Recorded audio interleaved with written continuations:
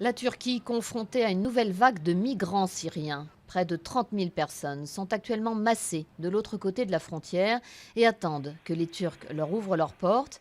La Turquie, qui héberge déjà 2,5 millions de Syriens, tarde à s'exécuter malgré les pressions de l'Europe. Angela Merkel est à Ankara ce lundi pour évoquer la question des réfugiés.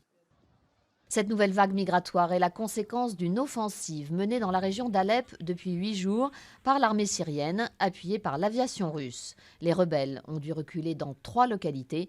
La région d'Alep est considérée comme une place stratégique. Damas est par ailleurs dans le collimateur de l'ONU. Les enquêteurs onusiens accusent le régime d'extermination de détenus.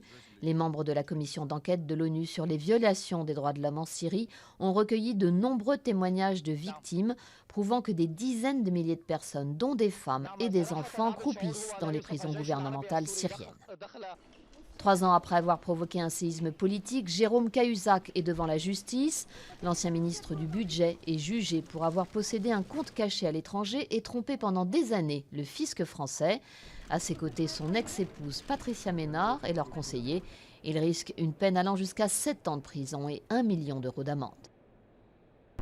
Avis de tempête sur le nord-ouest de la France, des vents forts atteignant en rafale près de 140 km/h soufflent depuis lundi matin sur la Bretagne et la Normandie et touchent aussi le nord, générant des vagues impressionnantes sur les littoraux.